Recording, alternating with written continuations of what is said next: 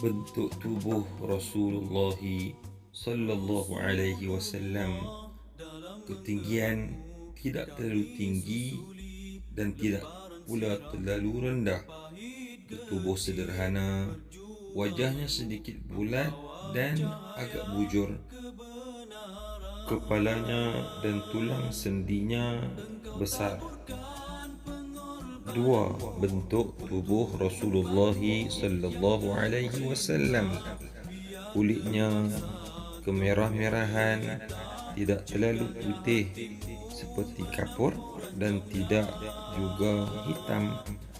Matanya besar, hitam pekat dan bulu matanya lentik. Wajahnya pula bercahaya bagaikan rembulan purnama. Hidungnya mancung, di puncaknya ada cahaya yang memancar. 3. Bentuk tubuh Rasulullah. Giginya jarang teratur rapi dan giginya yang kacip itu renggang. Kedua telapak tangan dan kakinya tebal. Jari jemarinya panjang seolah-olah nampak. Lekukan kakinya tidak menempak ke tanah sehingga air pun tidak menempel. Tumitnya pula nampak nipis. 4. Bentuk tubuh Rasulullah. Janggutnya tebal, pipinya mulus, dahinya luas, alisnya melengkung bagaikan dua bulan sabit yang terpisah. Di antara keduanya terdapat urat yang tampak kemerah-merahan ketika marah. Dari dada hingga ke pusatnya terdapat barisan bulu-bulu yang nipis dan halus. Episod 5. Bentuk khatam nubuwah. Ia merupakan gumpalan bulu-buluan daging yang membonjol. Kedudukannya ialah di belakang antara kedua bahunya sallallahu alaihi wasallam. Saiznya pula adalah sebesar genggaman tangan. Di sekitarnya terdapat bulu seperti sepotong daging berwarna merah sebesar telur burung merpati. Episod 6. Rambut Rasulullah sallallahu alaihi wasallam. Rambutnya ikal gelombang, tidak terlalu kerinting dan tidak terlalu lurus. Rambut baginda mencecah hingga ke pertengahan kedua telinga dan ada waktu mencecah kedua belah bahunya yang mulia. Panjangnya tidak sampai ke pundak bahunya dan tidak sampai ke bahagian bawah cuping telinga baginda yang mulia sallallahu alaihi wasallam. Ketujuh.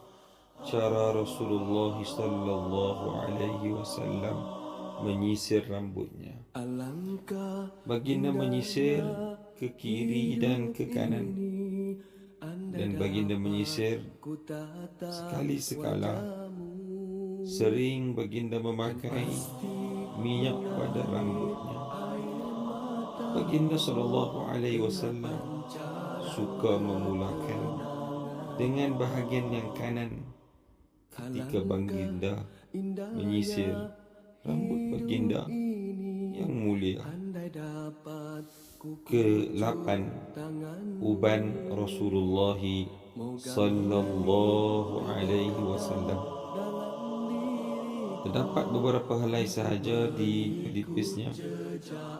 14 helai uban di kepala dan janggut, dan terdapat kurang dari 20 helai ubannya.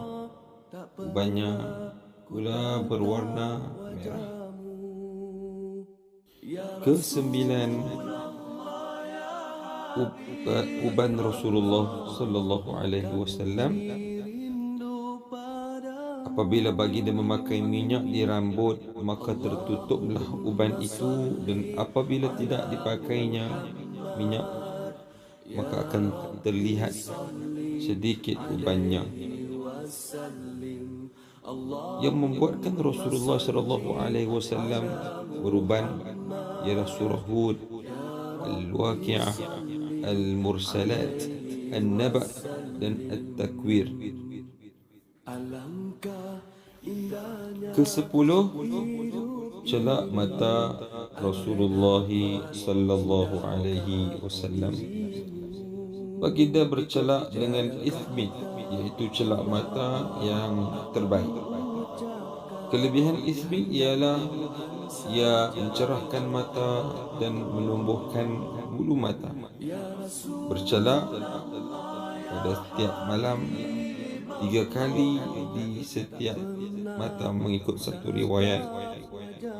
Baginda mempunyai tempat untuk menyimpan celak baginda sallallahu alaihi wasallam. Episod ke-11, pakaian Rasulullah sallallahu alaihi wasallam. Baginda paling menyukai jubah. Lengan jubah baginda sampai ke pergelangan tangan. Sebaik-baik pakaian adalah pakaian yang berwarna putih, dan baginda menyukai hibarah, pakaian yang bersulam daripada zaman yang baik kualitinya. Mari kita beralih ke episod yang ke-12, pakaian Rasulullah sallallahu alaihi wasallam. Baginda pernah memakai 2 helai kain berjalur hijau, 2 helai kain tenun yang telah usang dicelup dengan za'faran. Pakaian bulu iaitu baju panas yang diperbuat dari bulu hitam. Baginda mempunyai jubah ala Romawi yang sempit kedua tangannya, memakai pakaian kitri yang diselempangkan di atas bahunya. Kemudian baginda bersolat dengannya. Episod yang ke-13, pakaian Rasulullah sallallahu alaihi wasallam. Apabila baginda sallallahu alaihi wasallam memakai pakaian baru, maka beliau akan menyebut namanya, akan menamakannya serban jubah atau selendang. Kemudian baginda akan berdoa, Allahumma lakal hamd kama kasawtani, as'aluka khairahu wa khaira ma suni'a lahu wa a'udzu bika min syarrihi wa syarri ma suni'a lahu. Episod yang ke-14, inai Rasulullah sallallahu alaihi wasallam pada rambutnya. Baginda pernah menginaikan rambutnya uban. Baginda Nabi sallallahu alaihi wasallam berwarna merah kerana dicelup dengan inai. Pernah dilihat di kepala baginda Nabi sallallahu alaihi wasallam yang mulia ada kesan daun inai ketika baginda keluar dari rumahnya sambil mengibas-ibas rambutnya selepas baginda mandi sallallahu alaihi wasallam. Khuf Rasulullah sallallahu alaihi wasallam, itulah episod kita yang ke-15. Khuf adalah sejenis kasut seperti boot berwarna hitam pekat yang tidak berukir. Memakainya hingga koyak dan tidak tahu berasal dari kulit binatang yang disembelih ataupun tidak.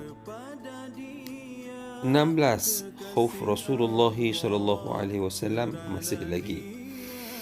Dihyah menghadiahkan sepasang khuf kepada baginda Nabi sallallahu alaihi wasallam.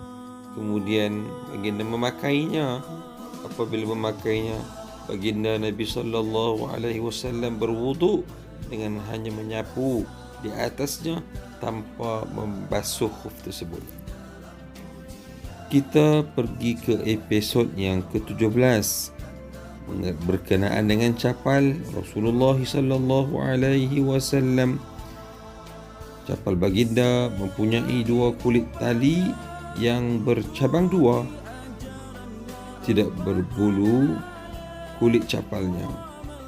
pernah berwuduk dan solat dengannya, maknanya dengan capal tersebut. Baginda tidak berjalan dengan sebelah capal, mesti dua ataupun tiada. Ada dua keduanya. Kemudian yang terakhir, mula dengan kanan apabila memakainya. 18. Berkenaan dengan cincin Rasulullah sallallahu alaihi wasallam. Cincin baginda dia diperbuat dari perak dan permatanya berasal dari Habasyah. Baginda mengecop surat-suratnya dengan cincin. Mata cincin dan lingkarannya diperbuat dari perak dan tertera di cincin tersebut. Pada ukirannya Muhammad Rasulullah. 19. Cincin Rasulullah sallallahu alaihi wasallam dan cara memakainya. Baginda akan mencabutnya jika masuk ke tandas. Ya, kerana ada tulisan Muhammad Rasulullah. Kemudian memakai di jari sebelah kanan. Kemudian baginda meletakkan mata cincin itu ke bahagian telapak tangan, bukan di atasnya. Yang terakhir, baginda memakai di jarinya lalu berpindah ke tangan Sayyidina Abu Bakar radhiyallahu anhu, kemudian kepada Sayyidina Umar, kemudian Sayyidina Utsman radhiyallahu anhum ajma'in, dan akhirnya terjatuh ke dalam perigi aris yang berada di Masjid Quba. Mari kita ke episod yang ke-20, iaitu mengenai pedang Rasulullah alaihi salatu wassalam. Pedang baginda dibuat dari perak.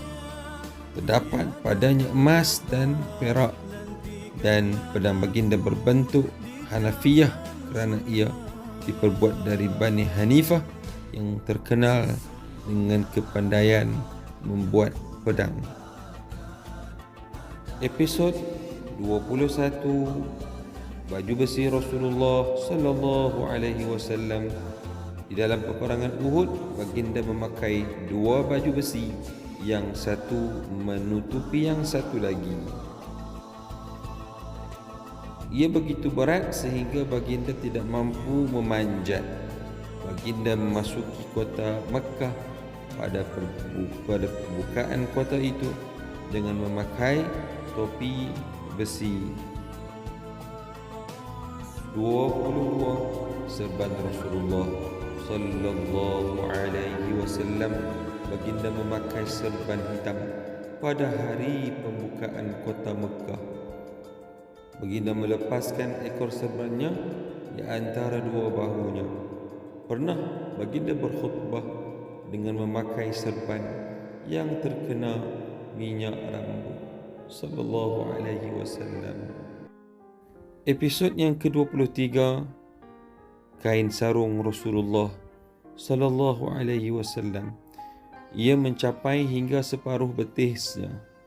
Kain yang biasa dipakai oleh orang Arab adalah berwarna hitam bergaris putih, memakai sehelai pakaian yang bertampal dan sehelai kain sarung yang kasar ketika baginda sallallahu alaihi wasallam dicabut nyawanya.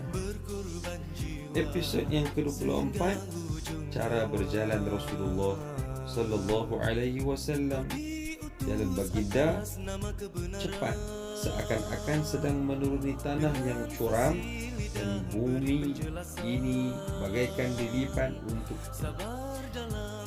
diangkat kakinya dengan tegak kemas, dan baginda berjalan dengan sopan.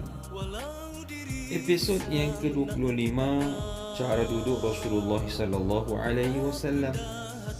Ketika berada di dalam masjid, duduk di atas punggung dengan paha melekat ke perut dan tangan memeluk kaki. Yang kedua, Nabi baginda sallallahu alaihi wasallam dengan keadaan yang khusyuk tawadhu. Baginda berbaring melentang sambil sebelah kakinya diletak di atas kakinya yang lain, dan baginda memeluk lutut. Ini di antara cara-cara Rasulullah sallallahu alaihi wasallam duduk. Episod yang ke-26, cara bersandar Rasulullah sallallahu alaihi wasallam. Baginda tidak suka makan sambil bersandar. Kedua, bersandar pada sebuah bantal.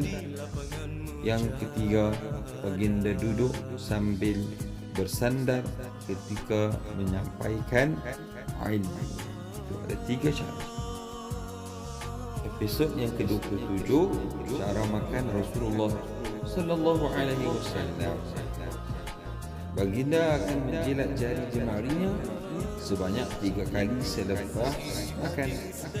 Baginda makan dengan 3 jari. Yang ketiga, baginda Nabi sallallahu alaihi wasallam pernah dihidangkan kepada baginda buah tamar dan makannya sambil bersandar kerana dalam keadaan kelaparan. 28 roti yang dimakan Rasulullah sallallahu alaihi wasallam. Makanan yang selalu dimakan adalah roti gandum. Baginda Nabi kita sallallahu alaihi wasallam tidak pernah makan gandum halus dan putih. Baginda juga tidak pernah kenyang dengan roti gandum. 29 lauk pauk Rasulullah sallallahu alaihi wasallam. Baginda tidak pernah makan kurma kecil hingga penuh perutnya. Baginda pernah makan daging panggang. Baginda suka makan manisan dan madu. Suka bahagian dengan kambing. Dan Nabi tidak peroleh daging kecuali sekali-sekala sahaja. Lauk pauk Rasulullah sallallahu alaihi wasallam. Episod kita yang terakhir 30. Nabi kita sallallahu alaihi wasallam makan daging ayam dan kambing kubara, sejenis burung rupanya seperti itik dan mempunyai paruh yang panjang.